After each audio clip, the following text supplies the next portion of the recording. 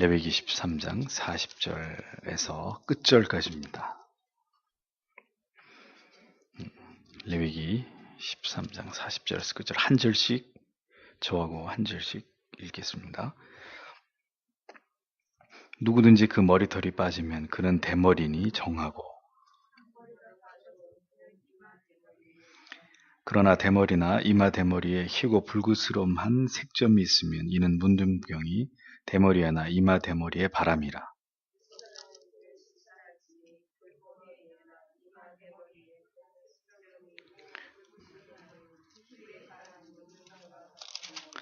이는 문둥 환자라 부정하니 제사장은 그를 부정하다 확실히 진단할 것은 그 환처가 머리에 있음이니라. 문둥 환자는 옷을 찢고 머리를 풀며 윗입술을 가리우고 외치기를 부정하다 할 것이요 병 있는 날 동안은 늘 부정할 것이라. 그가 부정한즉 혼자 살되 진 밖에 살지니라. 만일 의복에 문둥병 색점이 발하여 털옷에나 배옷에나 배나 털에 날에나 씨에나 혹 가죽에나 무릇 가죽으로 만든 것에 있되 그 의복에나 가죽에나 그 날에나 씨에나 무릇 가죽으로 만든 것에 병색이 푸르거나 붉으면 이는 문둥병의 색점이라. 제사장이 보일 것이요 제사장은 그 색점을 살피고 그것을 7일 동안 간직하였다가 7일 만에 그 색점을 살필지니 그 색점이 그 의복의 날이나 씨에나 가죽에나 가죽으로 만든 것에 퍼졌으면 이는 악성 문둥병이라. 그것이 부정하니 그는 그 색점 있는 의복이나 털이나 배의 날이나 씨나 무릇 가죽으로 만든 것을 불사를 지니 이는 악성 문둥병인지 그것을 불사를 지니라.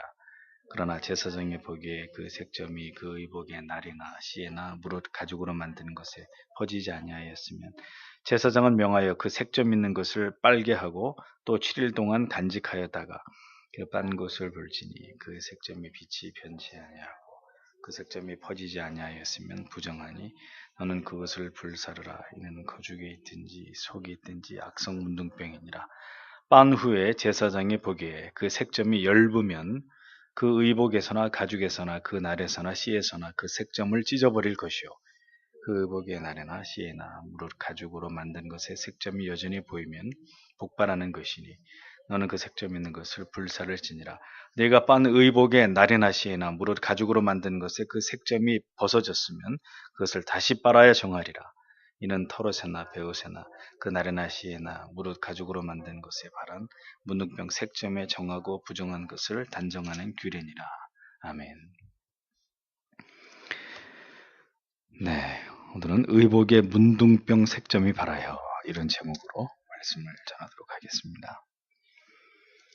이 차라트, 악성 피부 질환으로 인한 부정은 사람의 인체의 어떤 부위를 통해서도 나타날 수 있는 특징을 가지고 있다는 것을 성경은 잘 보여줍니다. 네, 우리 온 몸이 차라트가 발병할 수 있는 그런 부위들이고,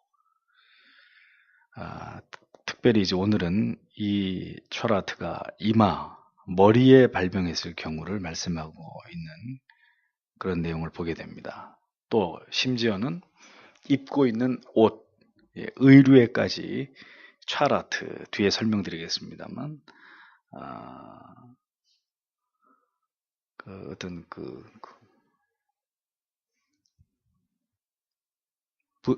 갑자기 생각이 안 나요. 곰팡이, 일종의 곰팡이, 의복에 가죽으로 된 옷이나 아니면은 배로 된 옷이나 옷에 곰팡이가 번식을 하게 된 경우까지도 이것도 부정하다고 말씀하시면서 이와 관련된 규례를 말씀하신 내용이 오늘 레위기의 말씀 속에 등장하고 있는 것을 보여줍니다. 모든 것이 다 이 부정의 대상이 될 수 있다라는 것이죠. 이것은 우리 안에 결코 선한 것이 없고 모든 것이 죄악으로 인해서 부패해버린 것이 죄 아래 있는 전적으로 타락한 자연인의 모습이라는 사실을 우리에게 보여주는 것입니다. 아무것도 선한 것이 없다. 어떤 형태로든지 이 죄가 드러나고 또 죄악이 범해질 수밖에 없는 것이 이 죄인의 모습이다라는 것을 레위기 말씀이 보여주는 것입니다. 차라트 같은 이러한 악성 피부 질환, 이 문둥병과 같은 질병은 모두 인간의 그 죄성과 부패함을, 그 혐오스러운 죄성을 교훈하고 깨닫게 하기 위한 죄인의 몸에서 일어나는 여러 병리적 현상들이라는 점을 올바르게 이해할 필요가 있습니다. 하나님이 지으신 몸은 건강하고 결함이 없는 몸이었습니다. 그러나 죄를 범하게 되니까 결국은 인간의 몸에 질병도 생겨나는 것이고, 그 질병이라고 하는 것이 우리의 몸에서 드러나는 속성을 보면 그게 죄와 유사한 점이 상당히 많다는 것이죠. 하나님은 아름답게 인간을 지었지만 타락한 인간에 의해서 저질러지는 죄가 우리 몸에 일어나는 이런 피부병같이 흉측하고 불결하고 더러운 이런 것으로 이렇게 나타나듯이 죄가 바로 그러함을 성경 우리에게 보여주는 것입니다. 또 이 차라트라는 질병이 온 몸에 어디든지 수염이든지 머리든지 어떤 부위든지 이렇게 발생하는 것은 어떤 경로로든지 간에 침투에 들어올 수 있는 죄, 여러 가지 다양한 문제들을 야기시킬 수 있는 그 죄의 속성을 우리에게 또한 가르쳐 주는 것입니다. 철저하게 살피고 관찰하면서 이 부정에 대해서, 죄의 문제에 대해서 철저하게 대처해 나아가서 내 자신뿐만이 아니라 어떤 그 공동체 속의 구성원 가운데 한 사람의 죄를 할지라도, 또 작게 여겨질 수 있는 죄의 문제를 할지라도 철저하게 대처하지 않으면 언제나 우리 영혼 전체가 부패할 수 있고, 심지어 나아가서 교회 전체가, 공동체 전체가 죄로 인해서 심각한 오염이 일어날 수 있다는 이러한 어떤 교훈을 레위기의 말씀은 우리에게 잘 깨닫게 해주고 있다는 것을 기억해야 될 필요가 있습니다.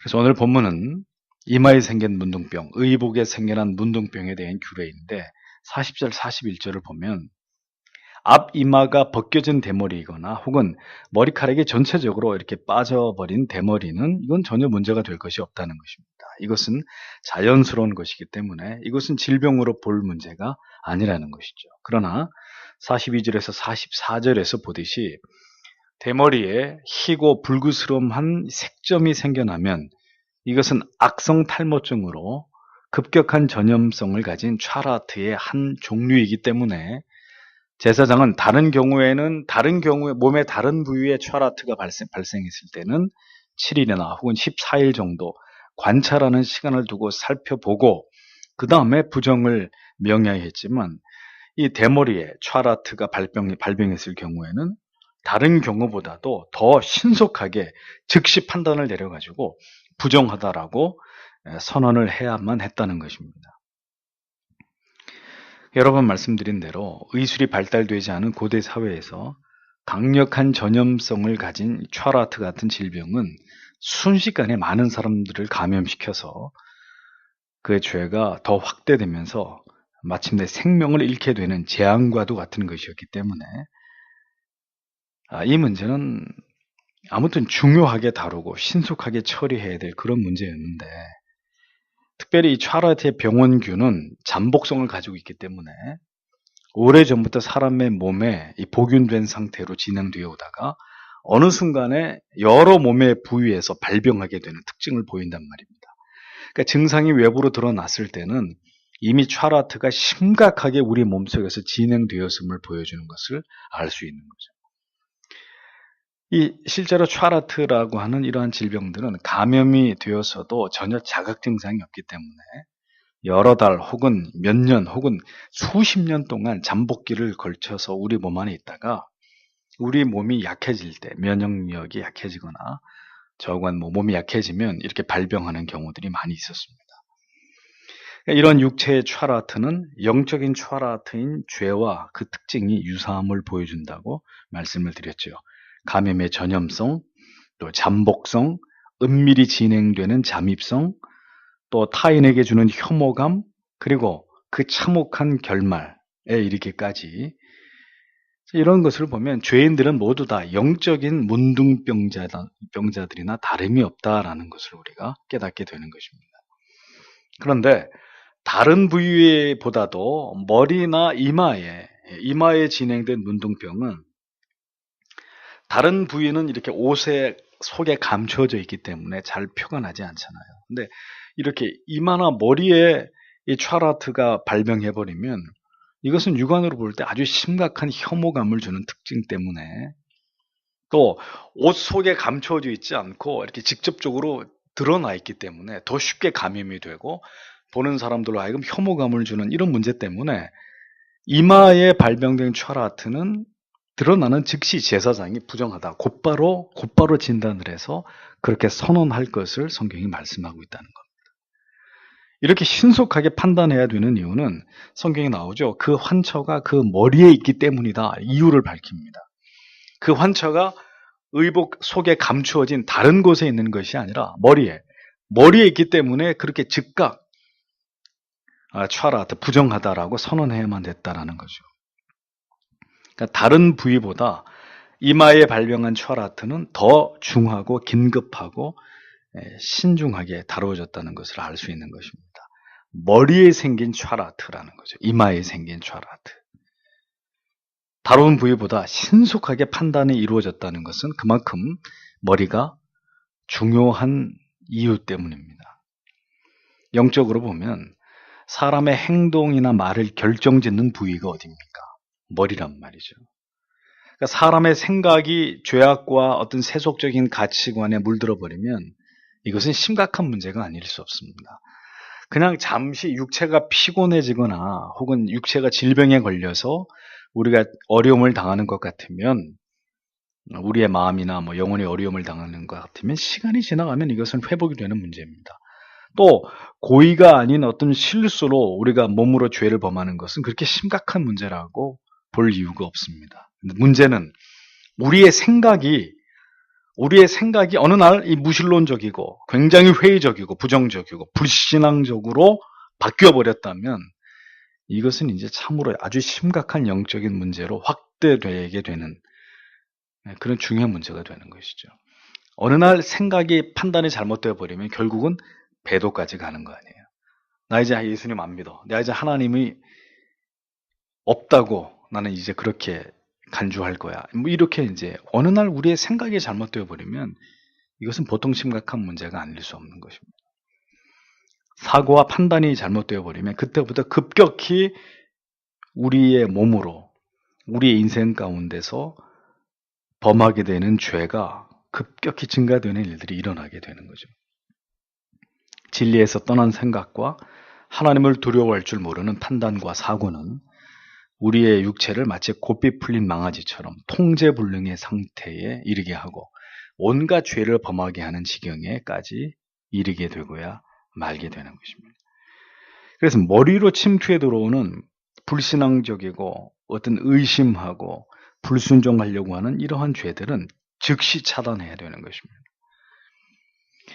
사탄을 보십시오. 뱀의 모습으로 하와에게 다가와서 하와의 지성을 먼저 유혹했습니다.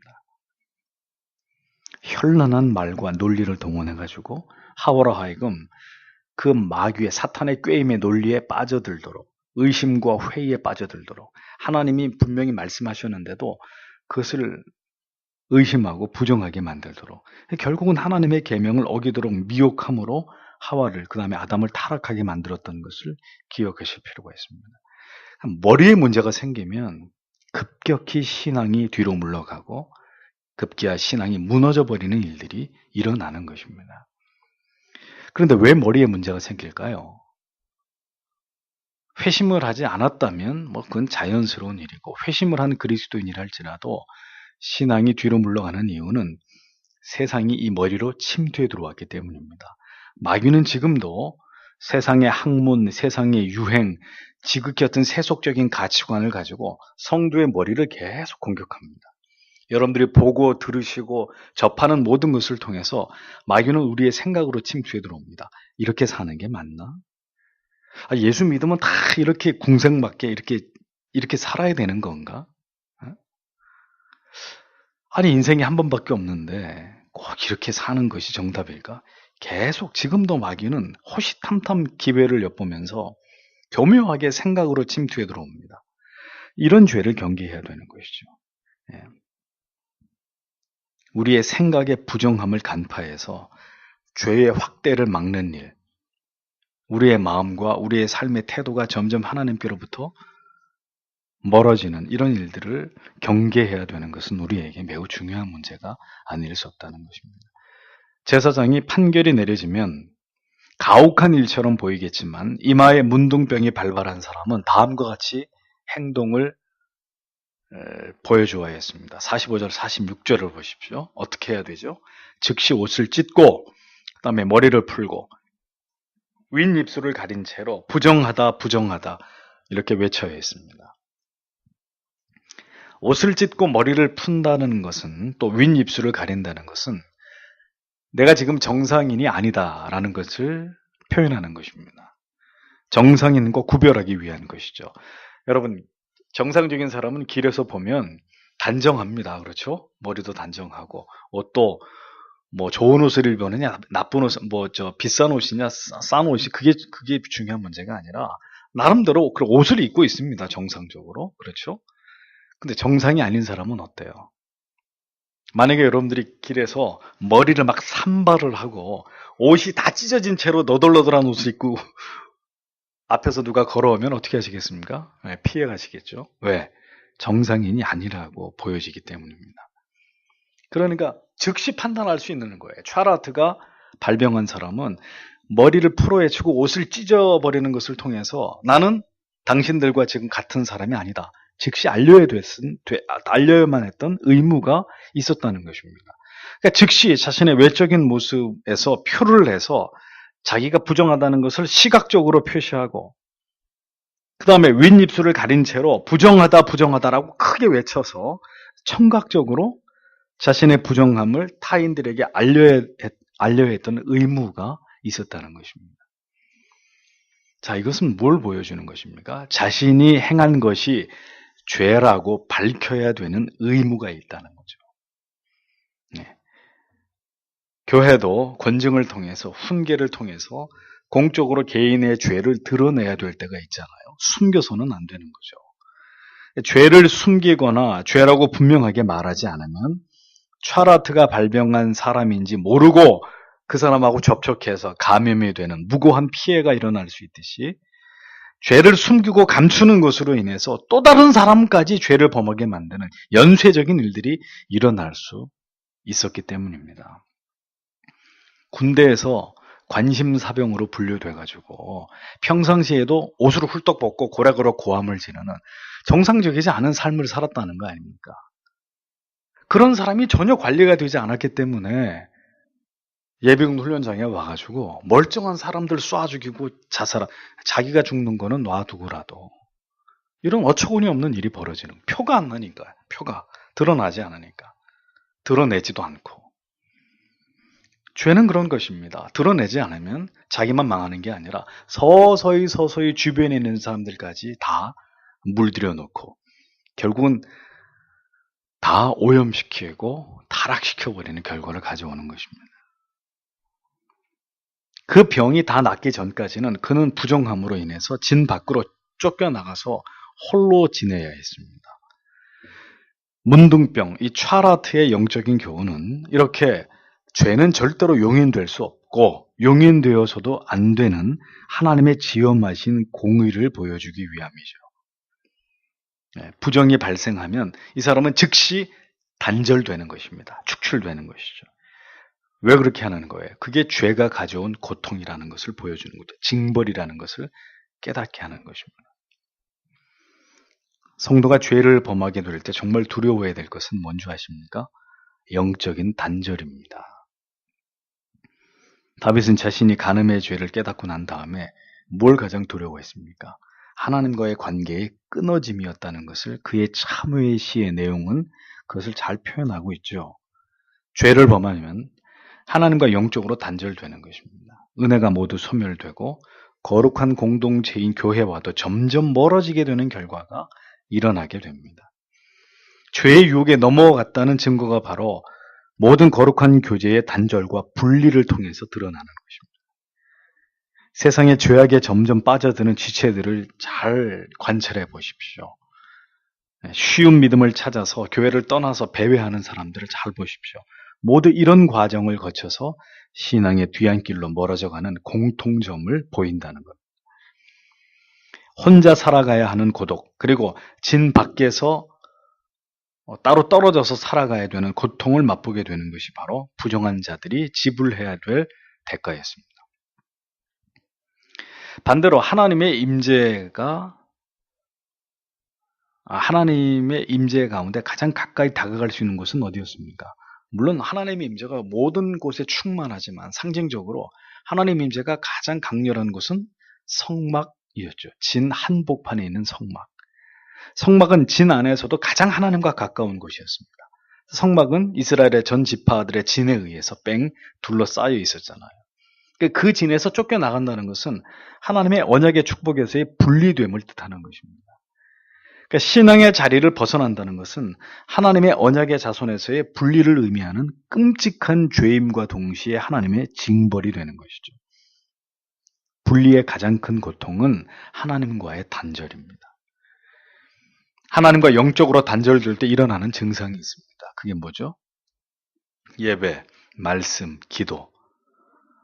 그 어떤 종교적인 행위 속에서도 아무런 느낌을 받을 수 없는 거예요. 마치 죽은 것처럼 기도도 되지 않고 말씀도 귀에 들어오지 않고 마치 자신이 불신자처럼 여겨지는 그런 상태에 놓이게 되는 것입니다. 신자를 할지라도 죄를 범하면, 그리고 죄를 범한 그 상태를 방치하고 있으면 이와 같은 일들이 자신의 영혼 가운데 벌어지는 거예요. 왜 설교를 듣는데 아무 은혜가 안 됩니까? 왜 기도가 안 나옵니까? 왜 성경이 보기 싫어집니까? 한마디로 얘기하면 병에 걸렸다는 얘기예요. 그 속에서 고독과 고통을 느끼다가 다시 돌아오면 다행이에요. 다시 그 병이 나아가지고 촤라트가 나아서 다시 진 안으로 돌아올 수 있으면 그건 다행이에요. 그렇게 진 밖에 나가서 그 병이 고쳐지지 않아서 그렇게 평생 진 밖에 나가 살다가 죽으면 그것이 정말 두려운 일이죠. 그 쫓겨난 자리에서 아무런 불편함이나 고독을 느끼지 못한다면 그는 유기된 사람일 수밖에 없는 거죠. 하나님과 교회와 예배와 지체들과 멀어졌는데도, 기도가 끊어졌는데도 전혀 불편함을 못 느껴요. 그 사람은 심각한 병에 걸려 있는 사람이고, 그 상태가 계속되면 그 사람은 그리스도의 사람일 수 없는 것입니다. 죄는 결코 성도 안에, 성도의 가정 안에, 주님의 몸이신 거룩한 교회 안에 발붙일 수가 없습니다. 무조건 쫓겨나가야 되는 거예요. 그런데 쫓겨나가야 될 대상이 쫓겨나가지 않으면, 그 죄가 용인돼 버리면 그 죄를 품어준 그곳까지도 하나님과 분리되어지는 것이고 하나님의 회에서 떨어져 나갈 수밖에 없는 것입니다.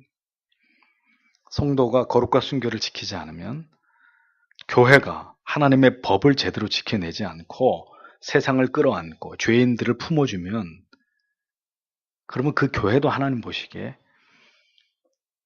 불결한 하나님의 회 밖에 쫓겨나가는 그런 곳이 될 수 있는 것입니다. 다음은 의복에 생긴 촤라트의 규례입니다. 이 촤라트가 사람의 몸에만 발병한 것이 아니라 의복이나 가죽, 심지어 가죽류에까지 나타날 수 있는데, 이것은 이제 문둥병이 아니고요, 곰팡이과로 생각할 수 있는 것이죠. 그런데 성경은 동일하게 똑같은 단어를 사용합니다. 원문에는 촤라트라는 단어를 사용합니다. 자, 이 경우도 동일하게 부정한 것으로 제사장이 판단을 해야 됐다는 겁니다. 47절에서 49절을 보면 의복에, 털옷에, 또 베옷에, 그리고 배나 털에 날줄과 시주레까지, 날과 씨는 그 말이에요. 날줄과 시주레까지 곰팡이가 퍼지게 되었으면 즉시 제사장에게 보여라, 이렇게 말씀하고 있습니다. 몸에서 발병한 촤라트 규례뿐만이 아니라 의복에서 생겨난 곰팡이 촤라트까지 하나님께서 규례를 세워가지고 이러한 문제들을 즉시 해결해 나아가기를 원하셨다는 것을 알 수 있습니다. 사람의 몸뿐만이 아니라 의복에까지 이러한 촤라트가 나타났다는 것, 이것은 평범한 문제가 아닙니다. 이것은 하나님이 주시는 어떤 표적이나 어떤 증거였는데, 그것은 곧 하나님의 진노하심을 뜻하는 것이죠. 사람의 몸에 발병한 게 아니라 이제 사람의 옷, 사람과 밀접한, 없어서는 안 될, 우리의 몸을 보호하는, 이제는 옷에까지, 가죽에까지 곰팡이균이 번져나가면서 부정하게 되는 이런 문제가 벌어질 수 있다는 것입니다. 신명기 28장 2절에서 6절에 보면 이런 말씀이 있죠. 내가 내 하나님 여호와의 말씀을 순종하면 이 모든 복이 내게 임하여 내게 미치리니 성읍에서도 복을 받고 들에서도 복을 받을 것이며 내 몸의 소생과 내 토지와 소산과 내 짐승의 새끼와 우양의 새끼가 복을 받을 것이며 내 광주리와 떡반죽 그릇이 복을 받을 것이며 내가 들어와도 복을 받고 나가도 복을 받을 것이라. 이런 말씀이 기록되어 있습니다. 그러나 그 같은 신명기 28장 15절 이하에 가면 전혀 반대 말씀이 나오죠. 하나님의 말씀에 그러나 순종하지 않으면 이 반대로 너를 비롯해서 너와 관련된 모든 것에 저주가 임하게 되고 하나님의 진노가 미치게 된다. 이 말씀이 기록되어 있습니다. 우리 몸만 상하는 것이 아니라 우리가 입고 있는 의복까지 촤라트가 오염이 되어버리는 이런 모든 재앙은 전부 다 죄의 결과라는 것입니다. 우리가 하나님께 범죄할 때 우리 자신만 징계를 받는다고 생각해서는 안 됩니다. 우리의 지성, 의지, 심지어 우리의 가정과 직장과 사업과 재산과 내 명예까지 모든 것이 죄의 영향이 미치게 됨으로 인해서 고통과 손실을 당하게 되는 이런 일들이 일어날 수 있다는 거예요. 하나님이 나만 치시는 것이 아니라 나와 관련된 모든 것들을 다 치시는 것이죠. 아담과 하와가 범죄했을 때 아담과 하와만 타락한 것이 아니라 온 세상이 다 타락해버린 것입니다. 그래서 생태계가 그때부터 무너지기 시작한 것이고 약육강식의 먹이사슬이 생겨나게 되는 것이죠. 그것이 죄의 결과입니다. 아담과 하와에게만 벌이 미친 것이 아니라 아담과 하와를 비롯한 모든 하나님의 피조물들이 타락하게 됐고 그 죄의 징벌을 받게 됐다는 거죠. 우리의 죄는 우리의 삶의 전 방향에 모두 영향을 미친다는 것을 분명하게 아셔야 됩니다. 요셉을 하나님께서 기뻐하셨기 때문에 그가 가는 곳마다 복을 받게 하셨듯이 하나님께 불순종하는 죄를 범하면 그가 하는 일마다 그가 가는 곳마다 고난과 실패를 고통을 겪게 하는 것은 하나님의 공의입니다. 이런 것이 두려운 일이죠. 50절에서 52절을 보십시오. 몸에 생긴 촤라트가 동일하게 제사장은 의복에 생겨난 촤라트에 대해서도 7일을 관찰하고 난 다음에 이 색점이 퍼져나가면 촤라트라고 판단을 하고 의복이나 털이나 배의 날실, 씨실 전부 다 불태워야 되는 것이었고 그러니까 이것은 그 가치를 다 이제 잃어버렸다고 판단한 것이죠. 이미 그 의복에 이런 뭐 털옷이나 배옷이나 가죽옷이나 뭐 기타 이런 것들에 곰팡이균이 퍼졌으면 7일 동안 지켜보고 더 상황이 나아지지 않는다. 그냥 태워버리라는 것입니다. 그 의류로서 계속 그 옷을 입을 수 있는 가치가 소멸됐다는 이야기거든요. 가차없이 태워버려, 소각해버리라. 그런 얘기입니다. 우리의 삶이 하나님 앞에서 정결하지 못하다면, 우리의 믿음이 하나님이 보시기에 옳지 않으면, 우리가 무엇을 하든지, 어떻게 돈을 벌든지, 그것은 하나님 앞에 다 부정한 가치가 될 수밖에 없는 거예요. 그러니까 부분적으로 이것은 선하다고 봐주고, 근데 이거는 악하다가 아니라, 악이 발생하면 그 악 때문에 나머지 선한 것으로 인정받을 수 있는 것은 없다는 거예요. 악이 발생하는 순간 그것이 부분적이었다 할지라도 전체에 영향을 미치면서 모두가 부정한 것이 되고 마는 것이죠. 참된 신자가 되지 않는다면 우리가 세상에서 뭘 하고 살아가든지 그건 하나님하고는 무관한 것이 될 뿐입니다. 우리의 삶이 하나님 앞에서 정결하지 못하다면, 하나님의 보시기에 합당하지 않은 것이라면 우리의 신변에 어떤 문제를 놓고 하나님 이거 해결해 주십시오, 뭐 어떻게 해 주십시오, 백날 기도한다고 해서 하나님은 그런 기도를 듣지 않으시는 것이죠. 만약에 그렇게 내가 하나님 앞에 부정한 삶을 살고 있으면서도 무언가를 기도했는데 하나님의 그 기도를 들어주셨다, 그건 재앙입니다. 그리고 그것은 하나님이 들어주신 것이 아닙니다. 우연히 되어진 일이겠죠. 하나님의 뜻과는 무관한 것입니다. 53절에서 55절을 보면 관찰한 이후에 색점이 퍼지지 않았으면 제사장은 그 색점 있는 부위를 세탁하게 했습니다. 더 상황이 악화되지 않으면 태울 필요가 없었습니다. 다시 세탁을 하는 거예요. 그 이후에 또 7일을 지켜봤는데 여전히 그 색점이 그대로 있다면 그때는 퍼지지 않았다 하더라도 부정한 것이라고 판단하라고 말씀합니다. 자, 세탁을 했는데도 색점이 그대로 있다. 그러면 더 퍼지지 않았더라도 여전히 곰팡이균이 그 속에까지 남아있는 것을 보여주는 것입니다. 색점을 완전히 제거하는 게, 곰팡이균을 완전히 제거하는 게 목표인데 그것이 제거가 되지 않았다면 여전히 부정한 것이라고 판단해라. 이렇게 말씀합니다. 그러니까 이게 뭐냐면은 죄는 완전히 제거되는 것이 목적이고 회개는 모든 죄를 회개하고 완전히 그 죄와 더불어서 결별하는 것, 그 죄에서 돌아서는 것까지가 회개라는 겁니다. 다시 죄를 범할 여지를 남겨두고 완전히 그것을 청산하지 못하면 당장은 눈물을 흘리고 회개를 한 것 같은데 어떻게 시간이 지나면 다시 그 죄로 돌아가는, 그 잔류에 있었던 완전히 청산하지 못했던 그 죄에 다시 발목을 잡히게 된다는 것. 여러 번 설명드렸습니다. 완전한 제거가 아니라면 그것은 여전히 죄일 뿐이라는 거죠. 완전히 돌이켜 회개한 것이 아니라면 그것은 회개가 아니라는 것입니다. 다만 표면이 닦여져 있고 사라진 것처럼 보이지만 머지않아 속에 남아있다는 것이 다시 올라와서 또다시 더럽히게 될 뿐인 그것이 바로 죄의 속성이라는 거죠. 죄는 뿌리가 아주 깊습니다. 그리스도의 보혈, 언제나 우리의 죄를 완전히 씻어낼 수 있는 것은 우리의 의지와 노력이 아니라 오직 그리스도의 보혈을 믿고 의지하는 믿음을 통해서일 뿐이다. 성경은 그것을 말씀하는 것입니다. 56절, 57절을 보면 세탁을 한 이후에 그 색점이 엷어졌으면, 자, 색점이 완전히 없어지지 않았어요. 엷어졌어요. 그러면 괜찮겠지가 아니라 어떻게 하라고요? 찢어버려라. 도려내라는 거예요. 오려내라는 거죠. 세탁을 해서도 완전히 그 색점이 없어진 게 아니라 그 색이 엷어졌다, 흐려졌다는 얘기잖아요. 그러면 됐겠지가 아니라 오려버려라. 그리고 색이 엷어지지 않고 그대로이면 다시 재발한 것으로 보고 이때는 소각시켜라. 또 태워버려라. 분명하게 말씀하고 있습니다. 데살로니가전서 5장 22절, 악은 모든 모양이라도 버려라.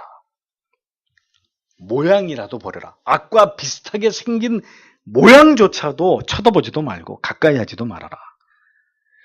엷은 색점, 그래도 상태가 많이 좀 나아져서 처음보다는 많이 이렇게 엷어졌는데도 오려내라, 찢어내라.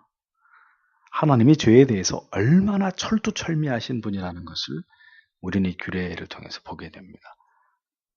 그러니까 죄의 문제에 있어서 대충이라는 건 없는 거예요. 그러니까 적당히, 이런 단어들은 존재할 수 없는 것입니다. 결코 함께할 수 없는 것. 엷어진 색점이라 할지라도 용인될 수 없는 것입니다. 그러니까 죄에 관한 한 성도는 거룩한 영적인 결벽증이 필요하다는 거예요. 그냥 일반적인 결벽증은 사람 피곤하게 만듭니다. 그냥 결벽증은 아주 자기 뼈까지 꺼내서 닦을 정도로 이건 아주 피곤한 일인데, 성도는 죄에 관한 한 영적인 결벽증이 필요하다는 거죠.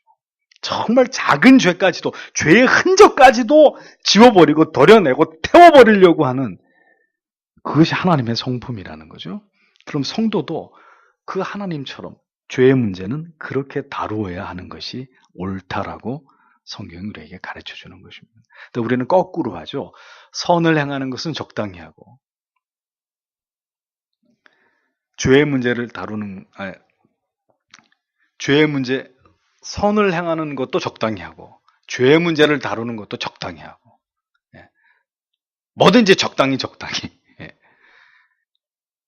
이것은 우리가 분명히 우리의 신앙 가운데 하나님의 말씀을 깨닫는 과정을 통해서 점점 더 지향해 가야 될 그런 문제들이라는 것입니다. 58절, 59절을 보면 세탁 이후에 옷과 날줄과 씨줄과 가죽의 색점이 이제 제거되었습니다. 색이 엷어진 것도 아니고 아예 완전히 다 제거됐습니다. 그러면 끝인 줄 알았는데 마지막으로 다시 세탁을 해야 완전히 정하게 된다. 이렇게 말씀합니다. 완벽의 완벽을 기하는 거죠. 응? 분명히 세탁을 해가지고 이제 어떤 색점도 남지 않고 깨끗하게 됐는데 한 번 더 세탁하라고 말씀하십니다. 우리가 그렇게 죄에 대해서 정밀하고 회개에 대해서 거룩한 집착을 가지고 있느냐. 정말 하나님 앞에 깨끗한 그런 어떤 성도의 삶을 목표하면서 우리가 그 일을 그만큼 중요하게 여기느냐. 참 두려운 마음이 듭니다. 적당히 씻고, 적당히 이렇게 넘어가고. 자, 이런 것은 절대로 성경적으로 볼 때 하나님이 우리에게 원하시는 바가 아니라는 거죠. 그러니까 뭐든지 제가 여러분들에게 여러 번 말씀드리잖아요. 하는 것도 아니고 안 하는 것도 아니고 제일 나쁜 게 뭐냐? 적당히 하는 거다. 대충 하는 거다. 믿는 것도 아니고 안 믿는 것도 아니고 아는 것도 아니고 모르는 것도 아니고 어중간한 거. 그래서 뭐라 그랬습니까? 차든지 더욱든지 해라. 미지근하여 내가 내 입에서 너를 토해낼까 하노라. 말씀하 제일 나쁜 거라는 겁니다. 근데 오늘날은 교회 안에 신앙이라는 이름 안에 지금 방금 말씀드린 흰색도 아니고 검은색도 아닌 회색 그런 신앙이 너무 많다는 것입니다. 아주 잘 믿는 성도님도 소수, 그리고 교회 안에서 거의 뭐 대놓고 악을 행하는 이런 악한 사람들도 그렇게 많지 않아요.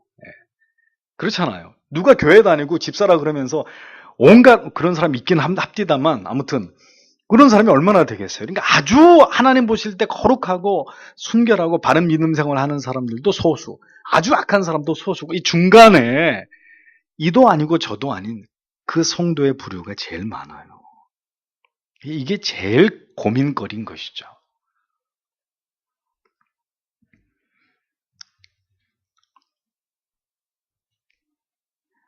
그런 경험들 다 있으시잖아요. 분명히 문을 잠그고 나온 것 같은데 저기 정류장에 가가지고 다시 생각이 나. 안 잠근 것 같아요. 그게 왜 그러냐면은 꼭 문을 잠글 때 딴 생각을 하거든요. 뭐 이렇게 정신없이 하다가 뭐 이렇게 문을 닫고 나가면은 정확히 문을 닫았는지 안 닫았는지 기억이 없는 거예요. 다시 집에 돌아가서 또 잠그고. 근데 그렇게 해서 가보면은 뭐 10중 8구는 잠겨져 있어요. 그러니까 습관적인 행동이기 때문에 문을 자동적으로 이렇게 잠그고 나가는데도 그거에 대한 기억이 없으니까 안 잠궜다고 생각하고 불안하니까 돌아가는 거란 말이죠. 근데 어떻게 보면 그것도 집착이잖아요. 네. 문을 잠그는 문제에 있어서도 우리가 그렇게 집착을 하고 또 확인을 하고 또 확인을 하는데 어떤 사람은 2번도 안 돼도 3번 하는 사람도 있대요. 심각하죠, 이제 이러면은. 그런데 이 죄에 대한 문제, 다 세탁을 하고도 또다시 세탁을 하고 이게 정말 하나님의 뜻이 맞을까? 내가 정말 이 문제를 하나님 앞에 해결하는 것이 맞을까? 이제 더 이상 이런 문제가 내 가운데 존재하지 않는 것일까? 자, 이런 어떤 영적인 거룩한 집착이 필요한데 다른 문제는 적당히 하면서 이 영적인 문제는 그렇게 다른 것들은 적당히 해도 되더라도 이 영적인 문제만큼은 철두철미해야 되는데 오히려 다른 것은 철저하게 하면서 우리가 자꾸 이 영적인 문제, 이 죄에 대한 문제 이런 것들은 간과하기 쉽고 가볍게 여기기 쉽고 그냥 지나쳐버리기 쉬운 이런 부분들이 우리가 정말 주의해야 될 부분들이다라는 겁니다. 하나님이 중요하게 여기시는 것을 우리가 함부로 할 때가 얼마나 많이 있습니까? 그러니까 성도는 이것을 알아야 됩니다. 무엇을 소중하게 여겨야 되는가? 무엇을 생명처럼 지켜야 되는 것인가? 거룩과 순결, 예를 들면요. 또 주일에 거룩한 예배들, 또 하나님의 말씀을 배우는 것들, 기도하는 시간, 하나님의 말씀을 매일매일 묵상하는 그런 일들, 정말 중요한 것을 중요하게 여겨야 되는데 그런 중요한 것들은 다 그냥 하찮게 여기고 별 중요하지도 않은 세상에 우리의 육을 위한 우리의 육신의 이익을 도모하는 일들은 그건 목숨처럼 중요하게 여기고 자, 이런 것들이 정말 우리가 개선해 나가야 될 문제들이라는 것입니다. 정말 중요하게 여겨야 되는 것은 이 보이는 육체가 아니에요. 어떤 옷을 입고 뭐 어떻게 화장을 어떻게 하고 그게 아니라 우리의 보이지 않는 영혼입니다. 예? 뭘 먹을까 입을까의 문제가 아니라 얼마나 건강해지고 이뻐지느냐가 문제가 초점이 아니라 얼마나 우리의 영혼을 더 이 죄악된 세상에서 정결하게 유지할까. 성도는 그것이 가장 중요한 것이어야 합니다. 얼마나 더 성공하고 잘 나갈까, 얼마나 더 화려한 스펙을 쌓을까, 이것이 핵심이 본질이 아니라는 거죠. 그걸 얻으려고 자기 영혼은 만신창이가 돼도 신경 쓰지 않는 거예요. 예? 그리스도의 사람이 아닙니다. 이제라도 늦지 않았습니다. 생명 있는 동안에 더 우리의 영혼을 정결과 거룩과 순결을 지키는 일에 겁쟁이가 돼서 엄격하게 이 부분에 대해서 하나님 앞에서 살아가야 될 필요가 있다는 것입니다. 자, 이 모두가 오늘 읽은 이 말씀에 이 모두가 바로 규례라고 말씀하고 있는 거죠. 네, 마지막 절에 부정한 것을 단정하는 규례니라 59절에 그렇게 되어 있죠. 예. 부정과 정함을 단정짓는 규례 뭡니까? 율법이죠. 율법. 율법에 대해서 소상하게 알고 이렇게 그 교훈을 새길 때 우리는 거룩한 하나님의 자녀로서의 삶을 살아갈 수 있는 것입니다. 자, 율법을 지켜서 구원을 받자고 하는 것은 율법주의입니다. 그것은 지극히 어리석은 신앙입니다. 그러나 율법의 제3의 기능으로서 하나님을 더 잘 섬기기 위한 목적으로서의 율법의 말씀을 연구하는 일은 모든 거듭난 자녀들의 거룩한 의무라는 것을 기억해야 합니다. 여러분들이 예수를 믿는 가운데 이 레위기의 말씀을 지금 우리가 벌써 이제 14장의 강해가 이제 다음 주에 넘어가게 되는데 이런 기회를 통해서 자, 이런 좀 지루하기도 하고 딱딱하기도 하고 별 우리의 실제 삶에 유익이 되지 않는 것처럼 보이는 이런 말씀을 이렇게라도 이렇게 짚고 넘어가지 않으면 여러분들이 이 하나님의 말씀에 우리의 삶과 정신이 제재를 받겠습니까? 전혀요. 정말 자유분방하게 내 마음대로 그렇게 살겠죠. 예수를 믿는다고 하면서도 우리의 삶 자체는 굉장히 자유분방하게 어떤 것에도 뭐 제재함을 받지 않고 그렇게 살아갈 거 아닙니까? 자, 문제는 여기 있다는 것이죠. 우리의 삶을 하나님의 말씀에 더 철저하게 비추어 보아야 합니다. 그리고 그것을 지킴으로써의 구원의 문제를 생각하는 것이 아니라 그것이 하나님께서 우리에게 원하시는 삶의 중심이고 정신이고 핵심이라는 교훈을 통해서 우리가 점점 그 말씀에 입각한 삶을 살아가기 위해서 애쓰고 노력하는 것이 거듭난 성도로서의 하나님께서 우리에게 요구하시는 바라는 것을 바르게 이해해야 되는 것입니다. 다시 말씀드리지만 언제나 우리가 성경에 대해서 무지하니까 우리 멋대로 믿는단 말이에요. 우리 멋대로 산단 말입니다. 내가 기준이 돼서 내 마음대로 그렇게 교회 다니고 내 마음대로 신앙생활을 하는 이런 심각한 문제가 벌어지는 거죠. 그러면서도 잘못된 지식을 가지고 나는 교회 다니고 있으니까 구원받은 성도야 라고 스스로 착각하고 있습니다. 자, 구원이 그렇게 간단한 문제 같으면 다시 말씀드려요. 왜 성경 66권 이 구약에 딱딱하고 어려운 모세오경 이런 말씀 왜 기록해 놨을까요? 구약은 다 찢어버리고 신약 말씀만 가지고 믿으면 구원받는다. 끝. 간단하게 말씀하고 말 일이지. 예? 율법을 통해서 구원받는 것도 아닌데 구약의 율법이 우리에게 왜 필요하겠냔 말이에요. 깨달아 알아서 우리의 삶이 이 성경이 가르치는 도에 철저하게 복종하고 또 그렇게 살아갈 수 있도록 은혜를 구하고 그 중심을 가지고 하나님을 경외하는 삶을 살아가는 것을 하나님이 우리에게 원하시기 때문에 우리가 이러한 말씀을 보고 있는 것이죠. 네. 사랑하는 성도 여러분, 우리의 모든 삶을 살펴서 정말 하나님께 영광이 되기 위한 모든 기준에 합당한 삶을 살아가기 위해서 노력하시는 여러분들이 되셔야 합니다. 하나님의 모든 말씀은 우리를 교훈과 책망과 바르게 함과 의로 교육하기에 유익한 말씀입니다. 그것이 구약이 됐든 신약이 됐든 이렇게 의복에 생기는 차라트의 규례 문제까지도 그게 지금 우리 사는 거하고 무슨 상관이 있어? 그 내가 먹고 사는 거하고 그 말씀이 도대체 무슨 상관이 있는 거야? 절대로 그런 관점으로 성경을 봐서는 안 되는 것이죠. 분명히 말씀드리건데 이렇게 예수 믿다 죽는 사람 가운데 이 레위기의 말씀이 그런 것을 의미하는 것이라는 것을 전혀 모른 채 살다가 죽는 사람들도 부지기수일 것입니다.